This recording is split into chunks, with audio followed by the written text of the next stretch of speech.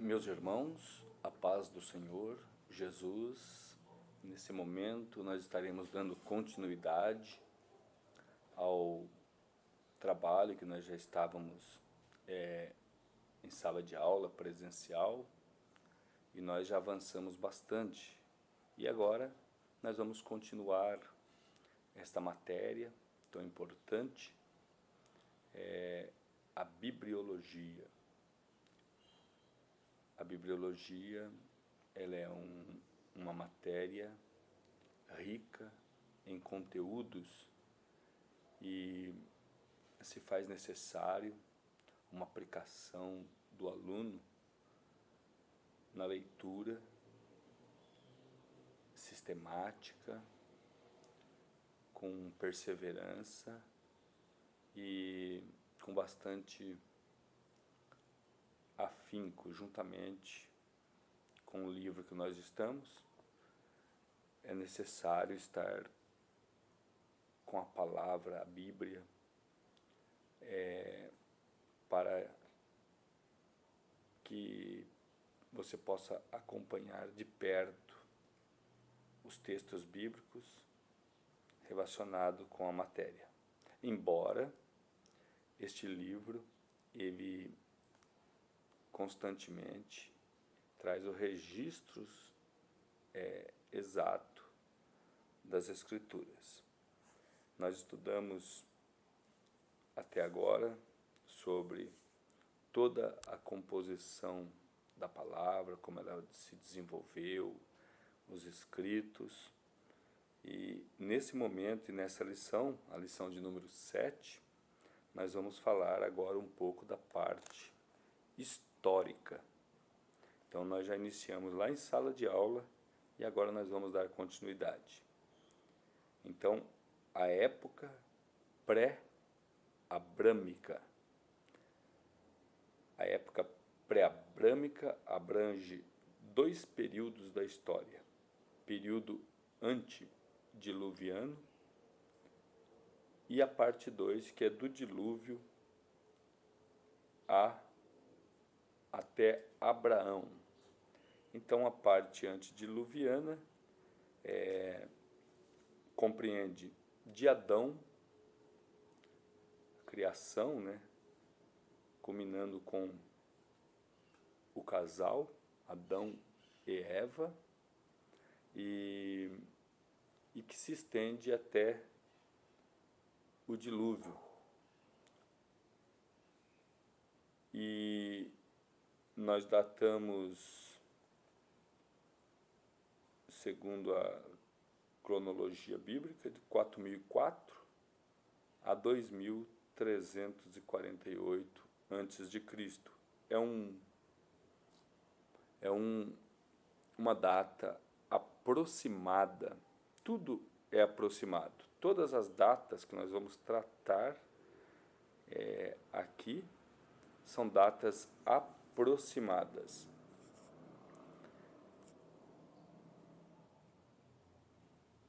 Encontra-se descrito no livro de Gênesis, do capítulo 6, de Gênesis até o capítulo 6, e contém o relato da origem de todas as coisas. Então, essas todas as coisas são as duas gerações que existiam naquele período. A geração de Caim e a geração de Sete. Então, são duas gerações, uma geração piedosa e uma geração totalmente degenerada. E por esse fato, como não havia mais condições de recuperação, porque aquele povo definitivamente havia se corrompido, então Deus ele decide colocar um fim naquelas gerações. E isso é num período de 1656 anos. Então não foi um período curto, foi um período longo. A misericórdia de Deus, ela se estendeu por bastante tempo. A paciência de Deus, ela chegou no limite que ele não tinha mais como remediar aquela situação, e definitivamente aquele povo escolheu viver longe de Deus.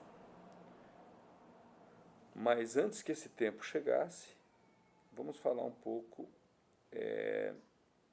da geografia. O período antediluviano ocorreu no Éden, em proximidades do Oriente Médio, ali, o Oriente Próximo, uma região chamada Sinar, depois Suméria, depois Babilônia. Suméria e Babilônia. Essa região situava-se na confluência de 3 grandes continentes: a Europa, a Ásia e a África. Então, uma região muito importante, porque era o lugar em que se aproximava geograficamente 3 continentes. O Vale do Eufrates é o berço da raça humana, e foi nessa região que Deus pôs o homem na terra. Formou da terra e deixou ele ali, naquela região. E dali daquela região partiram-se todas as civilizações que nós conhecemos. Todas as civilizações. O Jardim do Éden, como está descrito aqui no manual, de acordo com os entendidos, os arqueólogos, ficava em Eridu, 19 quilômetros ao sul de Ur, na antiga Sinar. E corrobora com tudo isso, tanto a Bíblia quanto a história, a geografia e a arqueologia. Essas ciências, elas se corroboram, elas não se divergem, elas se complementam, e é muito importante isso. Então, essa região, mais precisamente entre o rio Tigre e o rio Eufrates, a Mesopotâmia, dali surgiram as civilizações. Dando continuidade, na página do nosso manual, de número 94, então, nós chegaremos ao que nós falamos no início. O dilúvio, ele pôs um fim naquela primeira civilização, e então Deus, ele vai dar continuidade à raça humana através de 8 pessoas, 8 almas, que constituía-se de Noé, sua esposa, seus 3 filhos e as suas esposas. 8 almas. Então, essas 8 pessoas, essas famílias já constituídas, vão ter filhos e povoar novamente a terra. O período que compreende de 2348 a 1921 a.C., 427 anos. O dilúvio ocorreu provavelmente em 2348. Após esse fato, muitas cidades antes diluvianas foram reconquistadas com a arqueologia e tem provado dessa forma, através dessa ciência, essas cidades. Mas há um fato interessante, que quando as águas cobriram a terra, a arca ela foi pousar nos montes de Ararat, uma outra região, mais ao norte. E após eles descerem da arca, Noé e a sua família eles retornam para a região ao qual nós falamos anteriormente, ali na Mesopotâmia. Então, é um fato interessante que a arca, por ela estar por cima das águas, ela parou num dos montes mais altos ali, indo ao norte, mas depois eles retornaram ao Sinar. É a região chamada Babilônia. Está em Gênesis, capítulo de número 11 e o versículo de número 2. Ao completar 100 anos após o dilúvio, então começa a dispersão das raças. E neste contexto,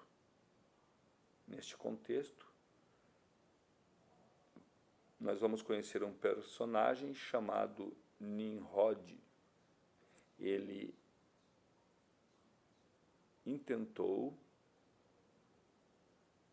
construir uma torre. E essa torre, ela era uma torre física, construída de materiais da terra, porém tinha uma ideologia também, juntamente com esse empreendimento, e essa ideologia consistia em ajuntar todos os seres humanos em volta desta torre. A princípio, parece interessante, humanamente falando. Porém, esta ideologia contrariava a vontade de Deus. E qual era a vontade de Deus? Que os homens se espalhassem, enchesse a terra. E desta forma, então, Nimrod, ele coloca em ação o seu plano, porém Deus novamente interfere nesta época, neste empreendimento, e todos nós provavelmente já lemos, está no capítulo 9 do livro do Gênesis, e ali Deus confunde a língua dos homens, porque até então tudo indica que eles falavam uma só língua, é o que a Bíblia diz. Eles falavam uma só língua, e a partir daquele momento, então, há uma diversidade de línguas, de idiomas, e então eles não conseguem se entender, e todos aqueles que falavam os idiomas semelhante ou igual, eles caminharam junto para uma determinada região. Então, desta forma, o plano de Deus de encher a terra, ele dá continuidade. Nimrod, este grande caçador, estava influenciado, logicamente, por Satanás, que trabalhava contra os planos de Deus. Então, no capítulo 10 de Gênesis, vai ter a distribuição pormenorizada das nações, o início das nações. E, naquele período, os acádios, eles se tornaram, então, os acádios e os sumérios se tornaram os povos mais proeminentes naquela época. E a cidade de destaque é Ur dos Caldeus, na Mesopotâmia. E nesta cidade de Ur dos Caldeus vai surgir um personagem, o personagem Abraão. Apesar dele ser semita, descendente de Sem, ele vai habitar em Ur, porque o seu pai para lá fora.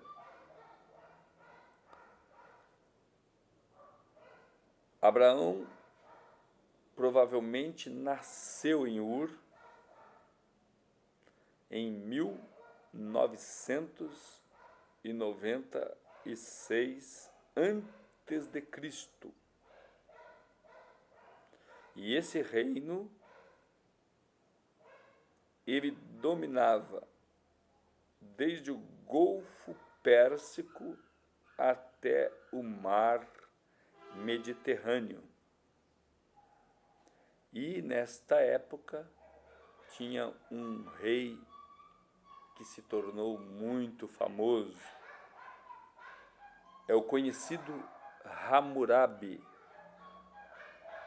da dinastia acadiana.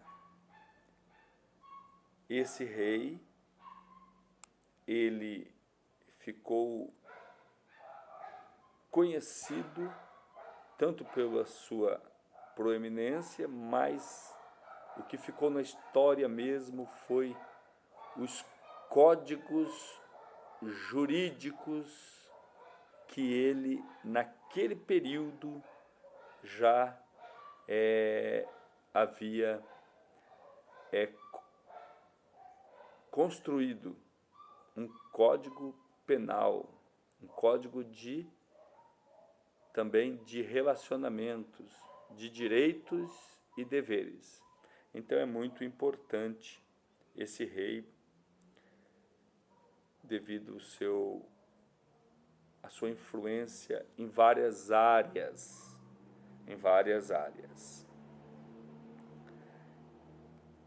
Na Bíblia, ele é conhecido como o Anrafel, de Gênesis 14, versículo 1. Então, é muito importante. Tem um fato interessante aqui no livro, que é os códigos de Hammurabi. Foi encontrado em 1902 em Suzã, na cidade de Suzã. Ur foi um grande centro literário e depois que Abraão partiu dali, Babilônia assumiu a dianteira. Ou seja, a Babilônia, então, depois desse período, é que começa a se tornar o lugar mais importante. Até então, Ur era a cidade mais proeminente. Depois passou a ser a Babilônia.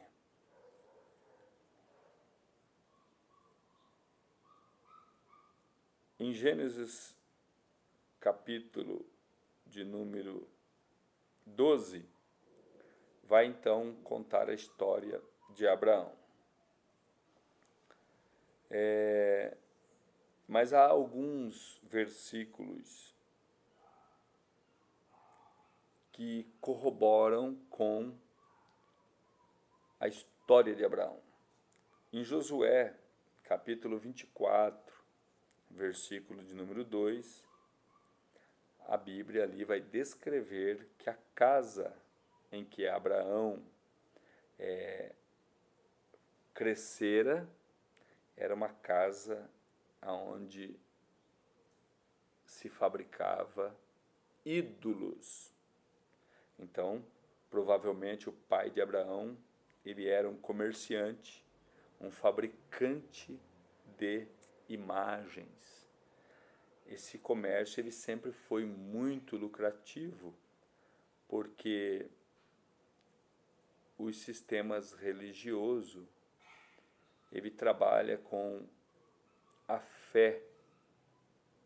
Logicamente, os ídolos, eles são contrários à vontade de Deus, porém, ele é um comércio lucrativo porque trabalha com a fé das pessoas, enganando as pessoas, e então, provavelmente, o pai de Abraão, ele se tornou um homem muito rico, muito influente também, devido ao seu comércio.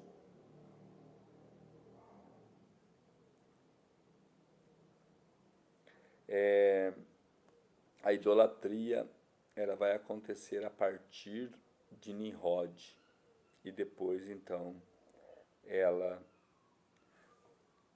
começa a desenvolver vários deuses, mas antes de Nimrod, não se tem na história nem na Bíblia que havia uma diversidade de deuses. Até então, o mundo era monoteísta, ou seja, cria em um único Deus. Porém, a partir de Nimrod é que começa-se a ter essa politeísmo, essa diversidade.